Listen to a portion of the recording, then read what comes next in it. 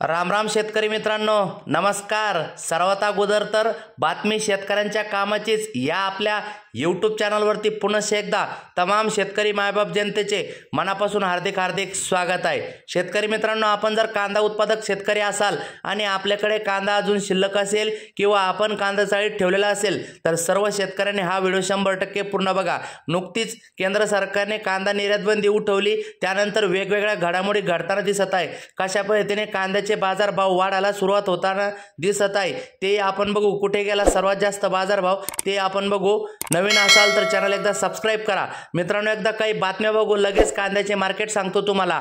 अवकाळीमुळे कांदा सडला, शेतकरी संकटात। मित्रांनो, अंजनगाव बारी येथे झालेला अवकाळी पाऊस, गारपीट व सततच्या बदलत्या वातावरणामुळे शेतातील तसेच घरच्या चाळीतील कांदा सडत असल्यामुळे बळीराजा पुन्हा संकटात सापडलाय। अवकाळी पावसामुळे 80% कांदा सडला असून घरी आणलेला चाळीतील सर्वच कांदा खराब होत असल्याने शेतकऱ्यांनी उत्पादनासाठी केलेला खर्चही निघणार नाही। शेतकरी आर्थिक संकटात सापडले आहेत। त्यातच कांद्याला असलेल्या अल्प दरामुळे शेतकरी हतबल झाले आहेत। अंजनगाव बारी येथील शेतकऱ्यांचा कांदा काढल्यानंतर 15 दिवसात सडायला सुरुवात झाली आहे। काही ठिकाणी चाळीतील सर्वच कांदा खराब झाला असून शेतकऱ्यांनी सडलेला कांदा शेतात फेकून दिला आहे। कांद्याला भाव नसल्यामुळे कांद्याची साठवणूक करण्याकडे शेतकऱ्यांचा कल होता। मित्रांनो, शेतकऱ्यांना आर्थिक नुकसान भरपाई देण्याची मागणी होत आहे। मित्रांनो, पुढची बातमी, एनसीएफ करणार 5 लाख मेट्रिक टन कांदा खरेदी।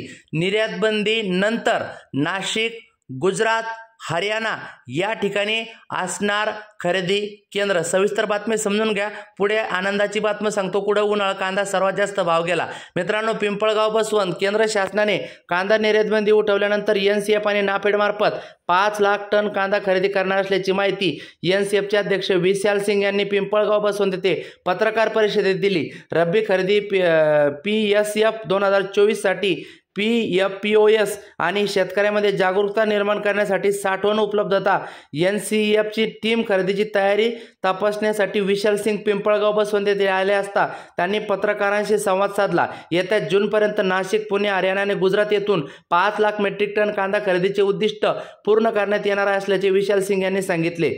मित्रांनो, खरेदी धोरणाचा एक भाग म्हणून शेतकऱ्यांना त्यांचा कांदा जमा करता यावा यासाठी सुरुवातीला सुमारे 50 केंद्र उघडणार आहे। शेतकऱ्यांसाठी पेमेंट यंत्रणा थेट लाभ हस्तांतरण डीबीटीद्वारे कार्यक्षमता सुनिश्चित असेल। 7 मे पर्यंत खरेदी प्रक्रिया सुरू करणार असल्याचे त्यांनी सांगितले। यावेळी नाफेडचे पुणे शाखा व्यवस्थापक परीक्षित एम, एनसीएफचे शाखा व्यवस्थापक जितीन ग्रोवर उपस्थित होते। दरम्यान निवडणुकीमुळे निर्यात बंदी उठवली असून एनसीएफ नाफेड मार्फत कांदा खरेदीतून फायदा होणार नसल्याची टीका शेतकऱ्यांनी केलेली आहे। शेतकऱ्याऐवजी पदाधिकारीच या ठिकाणी जास्त उपस्थित असल्याची वस्तुस्थिती आहे। मित्रांनो, वळूया मित्रांनो आनंदाची बातमी अशी की कोपरगाव येथे उन्हाळी कांदा 11,660 क्विंटल आवक होऊन जास्तीत जास्त 2105 रुपयापर्यंत दर गेला। पारनेर येथे उन्हाळी कांदा 12,641 क्विंटल आवक होऊन जास्तीत जास्त 2600 पर्यंतचा दर गेला।